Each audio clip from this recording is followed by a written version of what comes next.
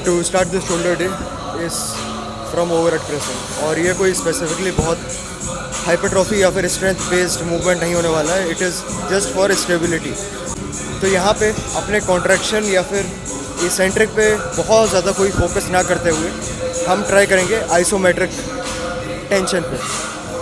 तो देखते हैं how well it does go. And इसके भी सेम 2 वर्किंग सेट रहेंगे. फिर मूव करते हैं अपने लेटरल हेड पे और रेयर हेड पे. Let's start.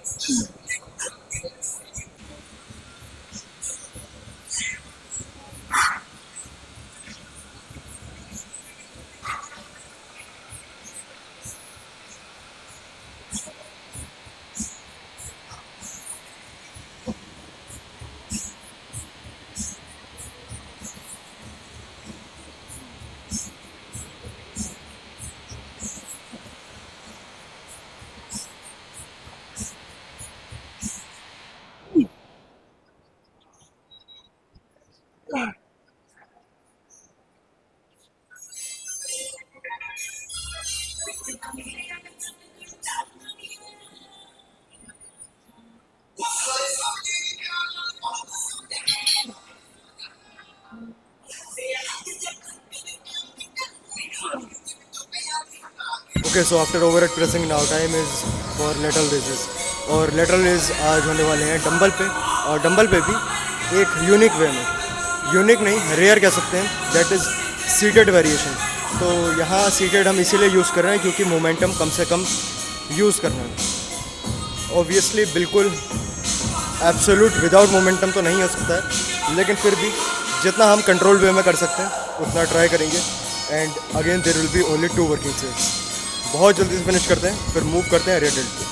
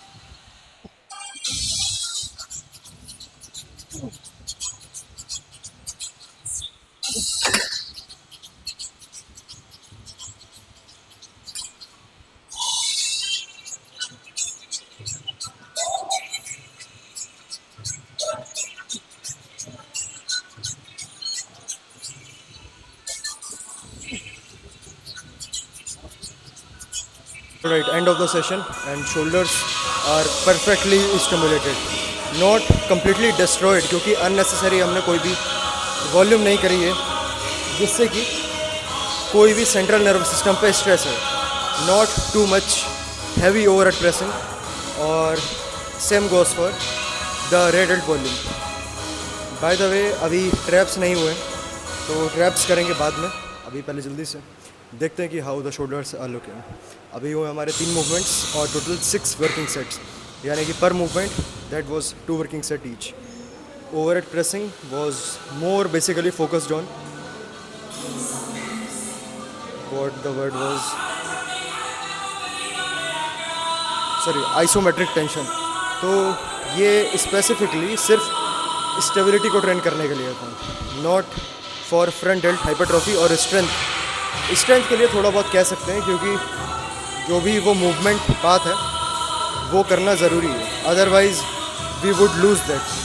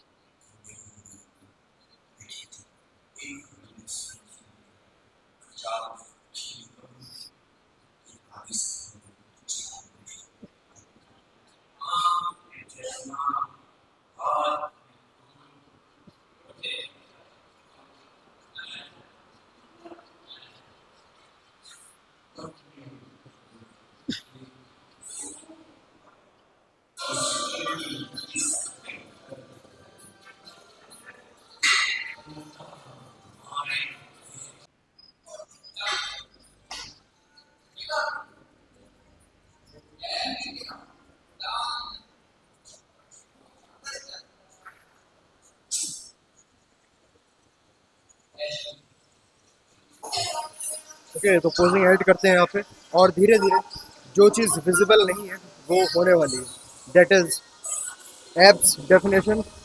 Second thing is vascularity and third thing is striations all over the body, चाहे वो शोल्डर्स में हो, ट्राइसेप्स फेदरिंग हो या फिर चेस्ट में फाइबर्स हो. तो हर चीज़ धीरे धीरे is just on the way. तो अब टाइम है सिर्फ पेशेंस का, सो कॉल्ड डिसिप्लिन का.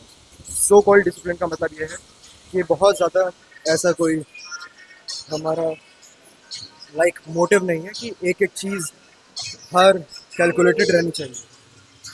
The goal is to cut down happily and with enjoyment.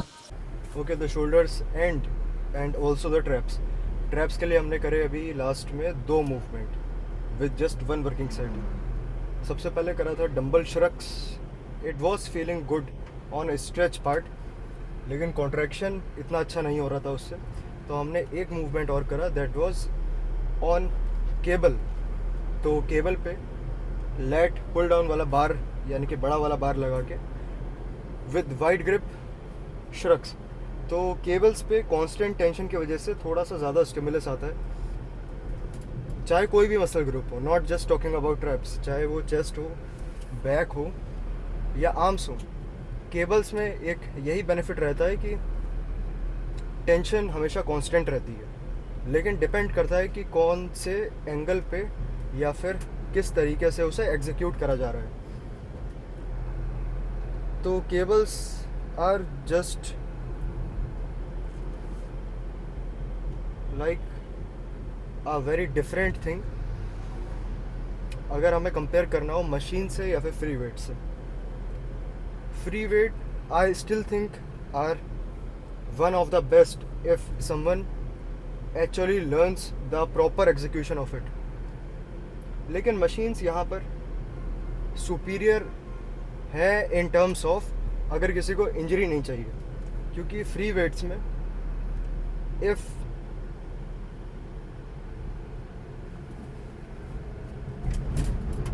Unintentionally there is a ego, तो बहुत बड़ा रिस्क फैक्टर हो सकता है वहाँ पे, which is not in the machines. क्योंकि मशीन का मैकेनिज़्म जो है वो हमारी सेफ्टी के लिए ही डिज़ाइंड है, लेकिन ज़रूरी नहीं है कि हर मशीन एक जैसी ही हो. But still I think machines are way more safer than free weights. But talking about the feel, I still would place free weights ahead of machines. तो अभी एक्चुअली घर से जाने से पहले there is a little work, so let's get it done. तो मिलते हैं कल के नेक्स्ट सेशन के साथ.